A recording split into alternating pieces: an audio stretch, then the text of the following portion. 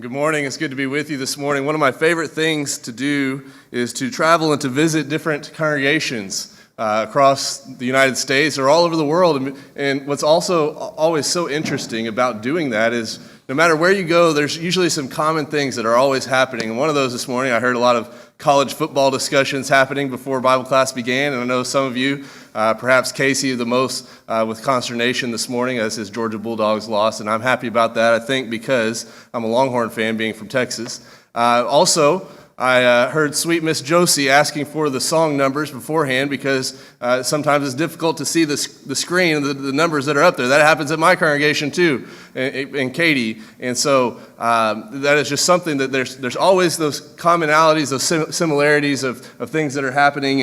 And one of the things that I thought about that I'm sure is the case even here is that there's probably a sweet lady here that maybe the kids know as the candy lady. Is there anybody here that's known as the candy lady that maybe gives out those little Werthers, or maybe they get some mints from her that everybody appreciates? They go up to her and they get those gifts from her. We have a couple of those back home, probably too many of those, and our kids are constantly having pockets full as we leave Bible class every day, and we appreciate them. We're thankful for their love and their interest in investing in our children in that way. As you think about that candy lady, as you think about how we as a congregation, as God's people, can give gifts to our young people, I want us to consider 5 gifts this morning that we can give to our young people to help them in their spiritual walk. We've been discussing things along the lines of parenting and family life this weekend, but I want you to understand this morning that the things we're going to be talking about today are not necessarily only geared towards those that are parents, but also those of you that may not have children or may not even have children in your home any longer. Maybe you have grandchildren. And so I want you to realize that these things are things that you can put into practice even if you don't have kids. But if you do have kids at home still, as Christmas season approaches and you start thinking about those gifts that you can give to your children around Christmas time, don't forget these 5 gifts as well. Number 1, I want us to think about the fact that we can give the gift of grace to our children.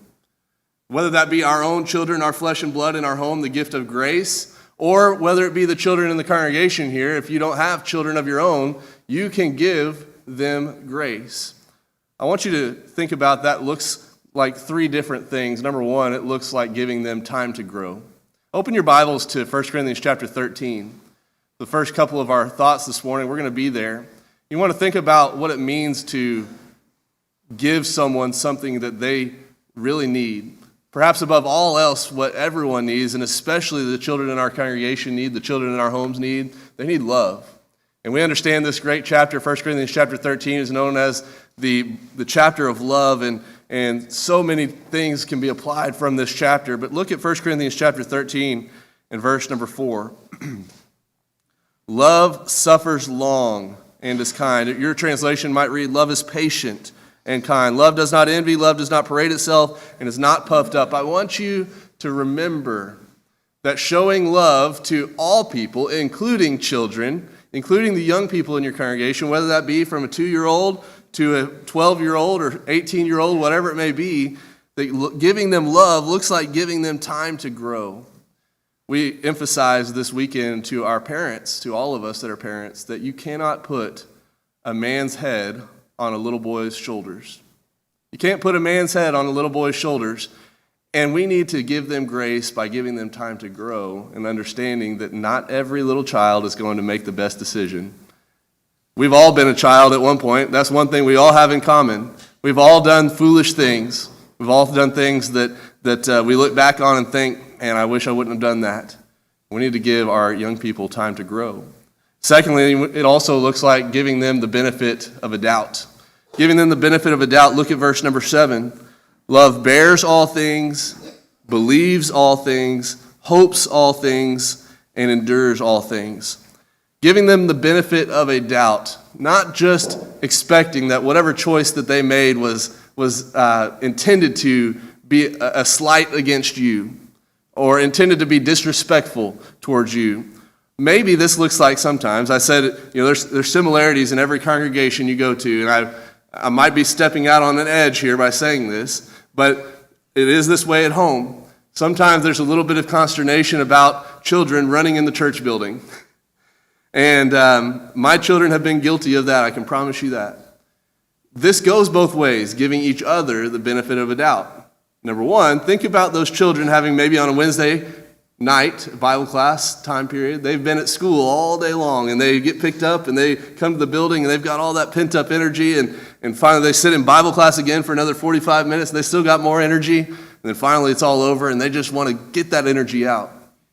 On the other hand, those of us that are parents, when someone in the church maybe grabs our child and says, please stop running, we need to give them the benefit of the doubt. You know why? There's a gentleman in our congregation back home whose grandmother was knocked over by a little child running in a church building, and she ended up breaking her hip and passed away as a result of that. And so you can imagine why not running in the church building was important to him, because it struck a chord with him. It was something that was close to his heart. And so this goes both ways by giving each other the benefit of the doubt, realizing that when someone is asking someone to stop running, it's not because they're trying to be a killjoy, parents and children. It's not just because they're mean and grouchy or anything of that nature. It's maybe because they're really truly concerned about their own health or the health of others. On the other side, do think about the children who have maybe developed so much energy over the course of the day that they just have to get it out. And so spend some time talking to them. One of our elders back home is so good about this. He leans down and gets down on their level and talks to them and asks them questions. And you know what? Whenever it's time for him to ask them to stop running, it usually goes over pretty well from his point of view, because he's already built a relationship with them. And we'll talk about that a little bit more. Number 3, giving them the gift of grace looks like suffering the wrong. It looks like suffering the wrong. Turn back a few chapters to chapter number 6, and you'll recall, remember this church at Corinth had a lot of struggles, had a lot of issues, and one of the issues that they had was one brother was going against another brother and taking him to court over a dispute. And in 1 Corinthians 6, verse number 7, now therefore it is already an utter failure for you that you go to law against one another. That one Christian would go against another Christian in law, that he would take one to court.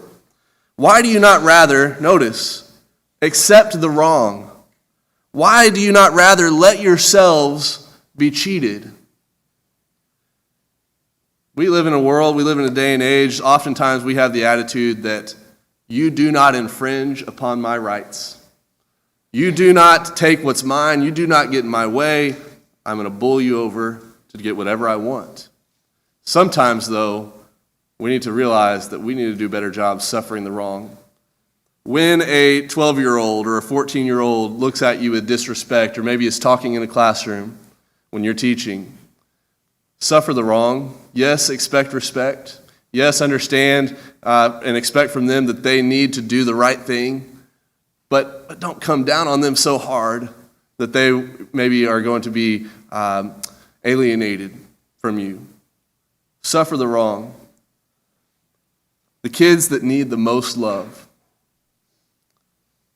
The kids that need the most love, hear me now, often ask for it in the most unusual ways. The kids that need the most love often ask for it in the most unusual ways. The kid that's easy to love because he's respectful and takes the time to talk to you as an older person, it's probably because he has a good relationship with his parents, has been brought up well. Sometimes the kids that are the hardest to love, it's because they're not getting a whole lot of attention at home. And so it may not necessarily just be here in the congregation. I anticipate that most of your families are doing a great job of that, whether that be in the community, wherever it is. Remember, keep that in the back of your mind. The children that need the most love often ask for it in the most unusual ways.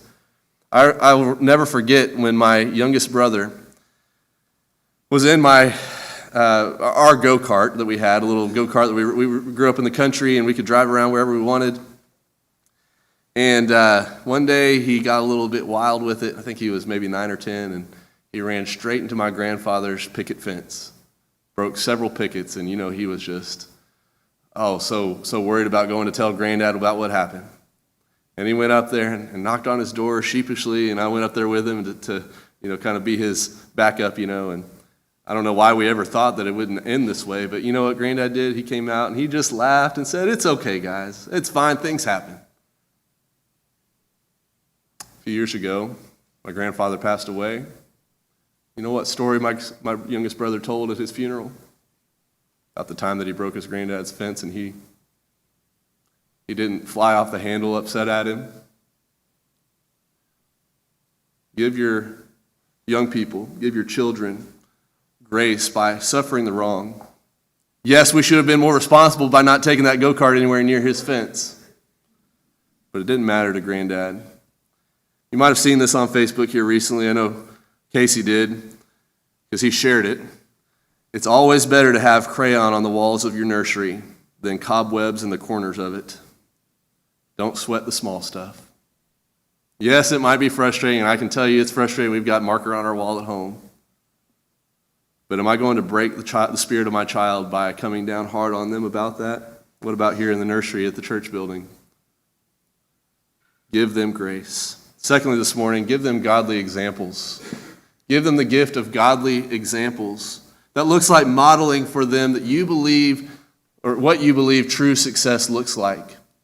We talked about this ad nauseum yesterday, that we feel like this is a very important thing for us as parents to truly model what we believe success actually looks like to our children. Because if we're living life like what success looks like is having the best thing and having the best job and having the biggest house and the nicest car and the newest boat and all these things, that's going to eventually end up feeding into our children's minds as well. We'd ask this of you. I would ask this of you for my children, that you would model for them in your lives what true success looks like. What true success looks like is not the things we just mentioned. What true success looks like is living a God-honoring life. Living a life that brings God the glory in everything that we do, 1 Corinthians chapter 10 and verse number 31.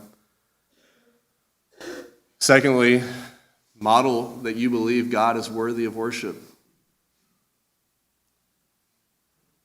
I saw this recently, not original with me either. The health of a congregation oftentimes is demonstrated by these sounds. The health of a congregation oftentimes is demonstrated by these two sounds. Number one, the sounds of crying babies. It means that you've got young families, and that's one of the blessings here of this congregation, I can tell you that. The second sound that demonstrates the health of a congregation, singing men. Singing men. I am thankful that I had a grandfather and a father that encouraged me to sing out.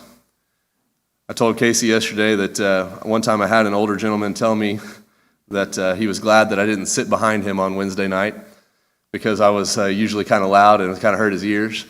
And I don't mean to hurt anyone's ears in that way, but the health of a congregation oftentimes is demonstrated in the way that we as men sing out, praise our God, and communicate to our young people that our God is worthy of worship.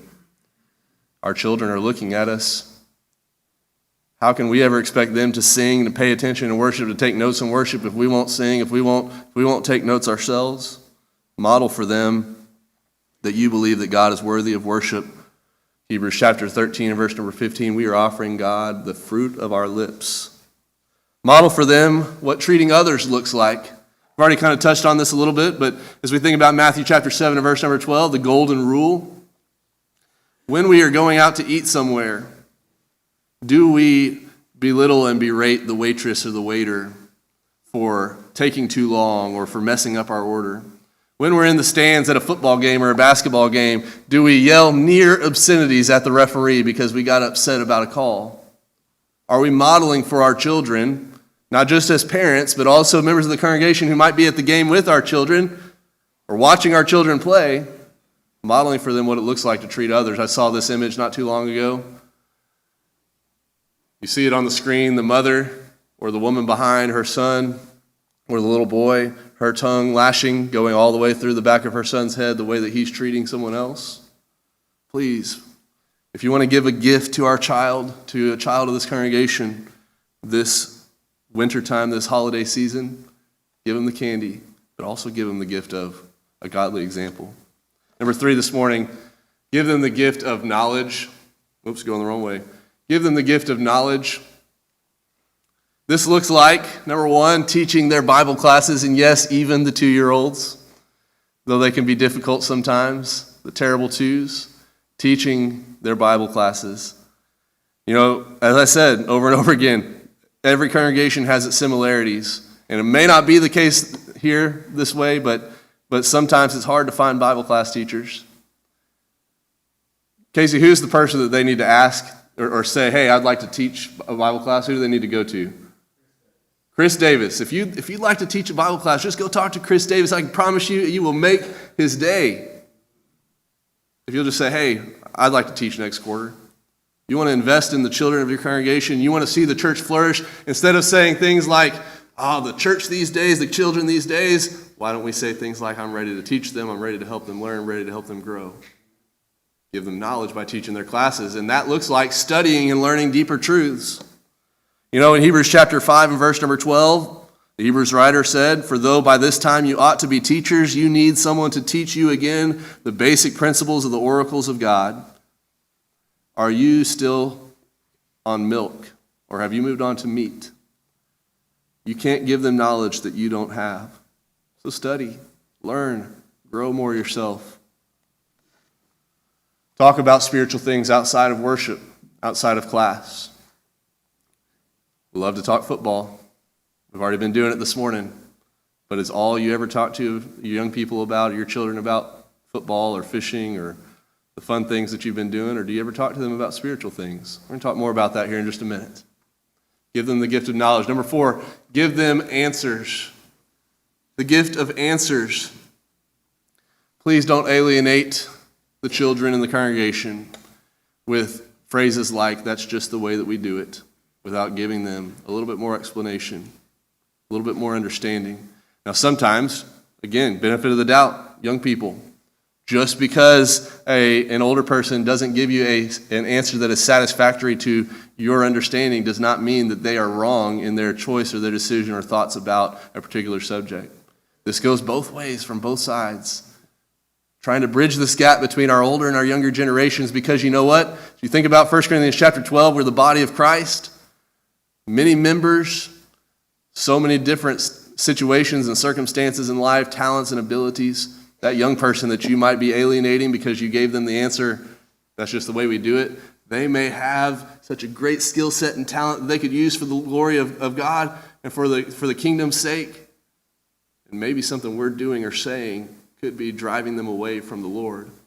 It's not an excuse on their behalf, because we understand that people are frail and make mistakes, but don't be part of the problem. Be part of the solution. Explain doctrine and explain traditions. Traditions aren't wrong, okay? Sometimes we can bind them as such, and that can become wrong. But I often liken it to this, years ago, and still to this day. If you open up my catfishing tackle box, okay? My tackle box with all my lures and hooks and things, well, not really lures for catfishing, hooks and weights and all of that in there. Inside my tackle box, you're going to find a little lantern mantle, okay? If you may not use many of these that much these days because we've got our headlamps and easy flashlights and all those types of things. But a lantern that you carry around and has these little mantles, just that little netting that goes inside of the lantern itself so that you can light it and it stays lit and bright. And I carried a few of those in my tackle box, and you might look in there, what does that have to do with fishing? That makes no sense at all. Why do you keep that in there? You should keep that with your camping stuff, shouldn't you? Well, the way that my granddad used to fish, the way he taught me to fish was we would take a lantern down to the riverbank, and that's the way and it was convenient. It made sense to keep that lantern mantle in the tackle box because we were already carrying the tackle box. And if you don't understand the tradition, you don't understand why someone's doing something, it may look odd, it may look unusual, it may not make sense. Same thing about the church. The way that we do things. We may be doing a particular thing because that's the way we've always done it, but you've always heard the explanation about mom cutting off or grandma cutting off the end of the ham, right? And her daughter would do it too. Mom, why do we always cut off the end of the ham whenever it's time to cook it? Well, that's because my pan was only a certain size. I couldn't fit the whole ham in there. It had nothing to do with trying to cook it, a better way or anything like that. It's just, that's the explanation. And sometimes we forget those explanations, or maybe no one in the congregation here even knows the explanation. Because in 1954, I think whenever this church building was built, that's the way we did it. It doesn't mean that we have to continue doing it that way. So, young people, give the older people the benefit of the doubt about certain situation, why we do certain things certain ways. Older people, give the younger people the benefit of the doubt as to why something might not make sense to them. Explain doctrine and explain traditions. Vadi Bacham said, if all I give my children is limits and rules, they will do what I tell them as long as I'm around. I'll add, these guys will do whatever they tell you as long as they're sitting on this pew up here. But once they leave my home, they will live in accordance with their worldview and not my rules. Once they grow up and go to college, they're going to live in accordance with their worldview and not the rules of the church here that may not be associated with doctrine, may not be associated with actual truth of the matter in God's word. So give them knowledge and give them answers. Finally, the one we'll spend the most time on, give them relationships. Give them relationships. As we said, these things apply both to those of us that are parents with children in the home now and to those of us in the congregation here that may not have children at home any longer. For those of us that have children at home now, we emphasize this quite a bit this weekend, but we never brought up this quote by Dr. Anthony Witham. He said, too much love never spoils children. We've been talking about 1 Corinthians 13 this morning. Too much love never spoils children. He says, children become spoiled when we substitute presents, as in the gifts under the tree, for presence, as in being in their presence. Children become spoiled when we substitute presents for presents. And again, I'm so thankful for those candy ladies showing interest in our young people and our children. But it's not enough. It's not enough for our kiddos. One of the best ways that you can show love to a young person sitting up here on the front row or over there in the fellowship hall, go to their school events. Go to their football games, go to their band concerts, go to their piano recitals. You really want to tell them you love them? Don't just say it with your mouth, prove it with your actions. Go to their school events. And don't put this solely on Troy or Casey or the elders. I can't tell you how many young people from camp and working as a youth minister over the years that just slip through my cracks because there are just not enough hours in the day to reach out to all of the young people that I love so much. Especially when you add to the mix our own children now and our own responsibilities at work and things of that nature. Studies show that but it is a higher likelihood that if a young person has at least 7 meaningful relationships with members of the congregation who are not their peers, that they are much more likely to remain faithful when they graduate high school. Hear me out again. Studies show that unless a child has at least 7 meaningful relationships with someone in the congregation other than their peers, they will not remain faithful after high school unless they have those relationships. Perhaps you've heard the phrase, be a Barnabas, pursue a Paul, and train a Timothy. Be a Barnabas, be someone who's an encourager. Pursue a Paul, be someone who's looking after someone who's a greater mentor for you. But also make sure that there's someone in your life who you are training as a Timothy. I want us to consider 5 components of this idea of giving them a relationship. Number 1, it looks like personal preparation. We emphasized this to our parents yesterday afternoon.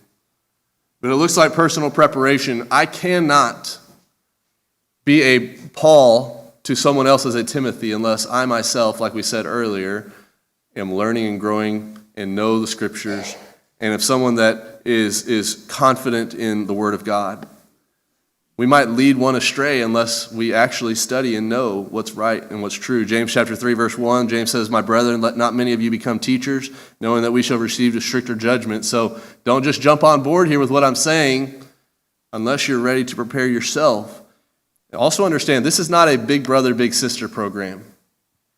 This is not pals if you have something like that at school where a high schooler goes to a kindergartner and hangs out with a kindergartner who's struggling. This is more than just encouraging someone to be a more productive member of society.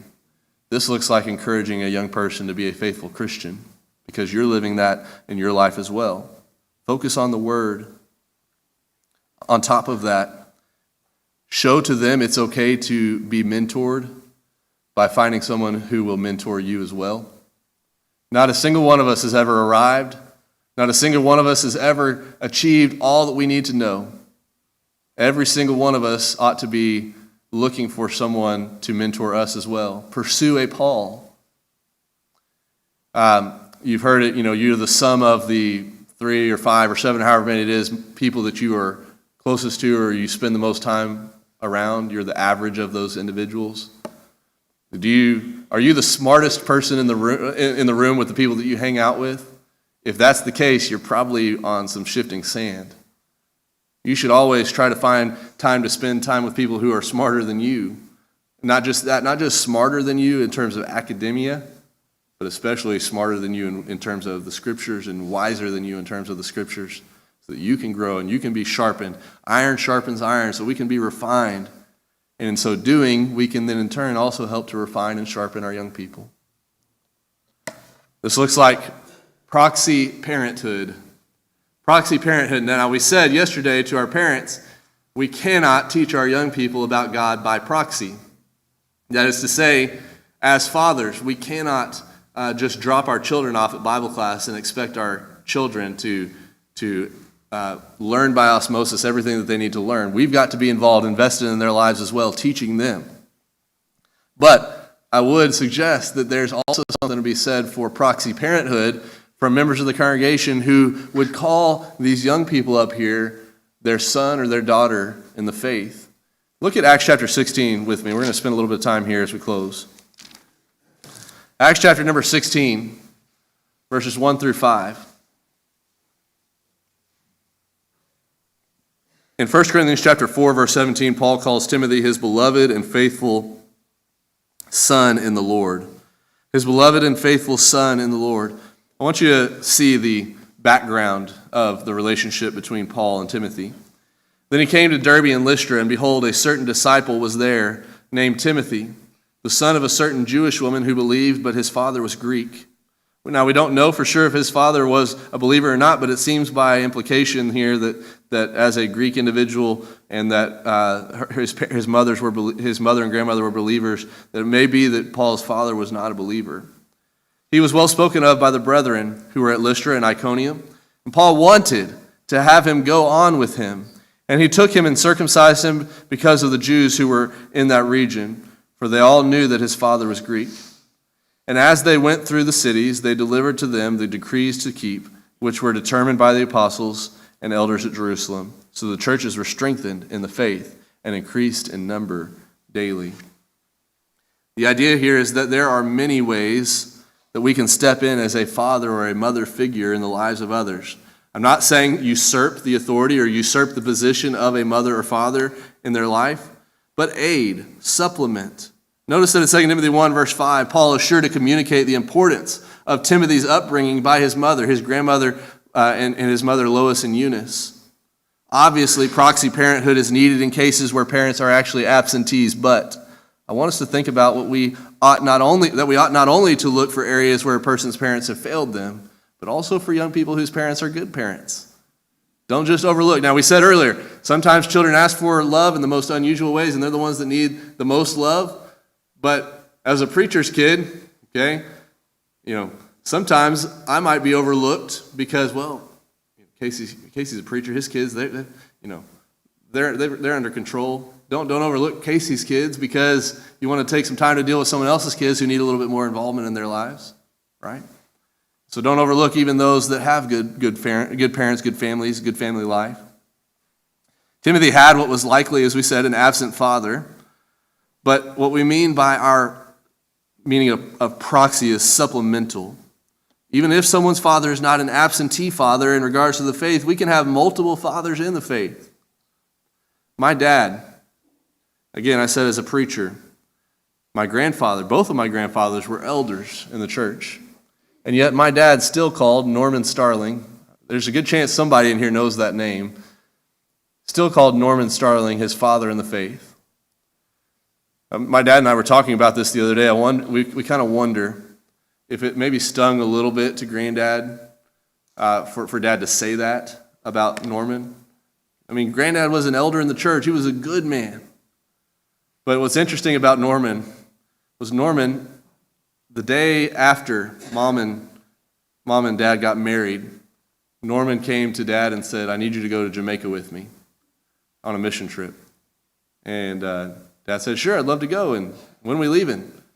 And Norman said, "We're leaving next week."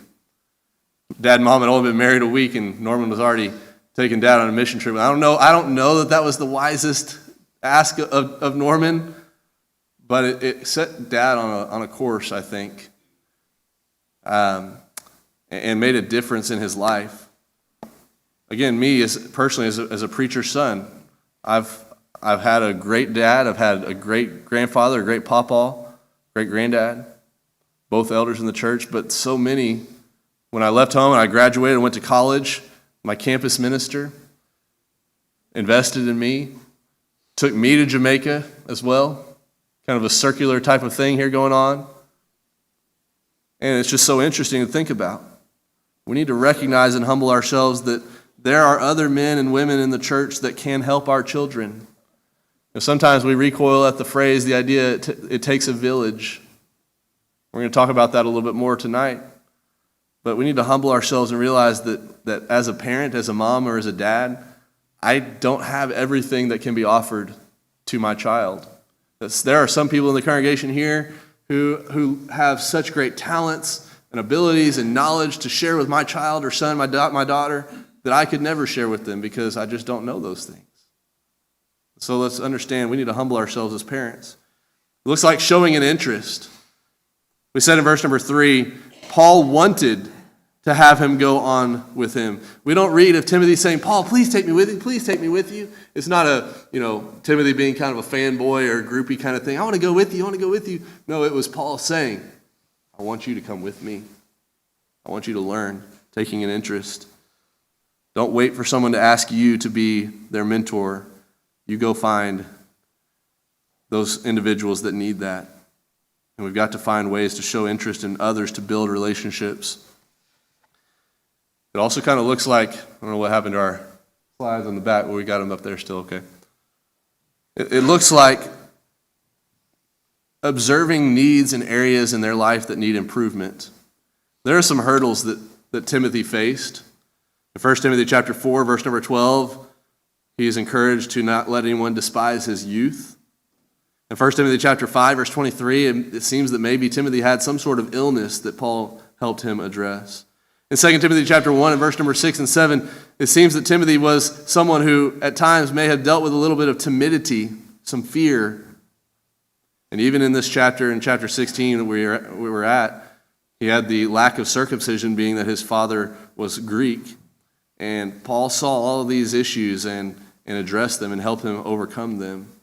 We need to look at a young person and don't see them as a project. Don't see them as someone you can fix, but it does matter that you look at them and see the things that can be addressed and help them and to grow. And by providing tools to overcome those hurdles, Paul had Timothy circumcised for the sake of Timothy's ministry. But again, we need to re-emphasize the need for personal sacrifice. Hear Paul's words. This is an attitude that Paul himself demonstrated. He said, "To the weak, I became weak to win the weak. I become all things to all people so that by all possible means I might save some." And then it looks like providing opportunities to succeed. In verse number 4, as they went through the cities, they, I have to wonder if Timothy is included in that.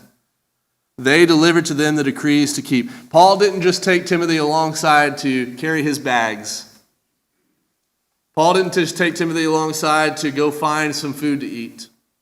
Paul took Timothy along to help him in his ministry, to teach. Providing opportunities to succeed. One of my favorite things about Bible studies with a new convert was someone who I've been teaching the gospel to and they've become baptized and we continue studying with them afterwards, one of my favorite things is to ask that man to lead us in prayer before the Bible study.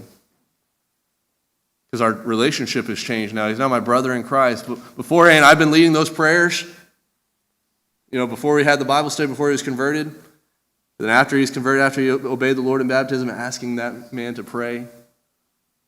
Do we instead just continue on saying, I'm going to be the one that leads the prayer. I'm going to be the one that continues to lead singing. I'm going to be the one that continues to do the devotional because I like the prominence, I like the position. I have the Diotrephes syndrome, 3 John.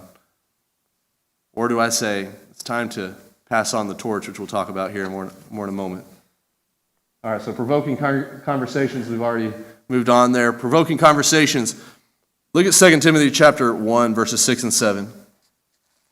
We already referenced it, but I want us to read it. We started talking about it a little bit ago, how our conversations with our young people in the church don't need to just be about football. They don't need to just be about fishing. They don't need to be just about the fun things. And I don't mean that to say that the spiritual things are not fun things, but I just mean to say those are the easy things.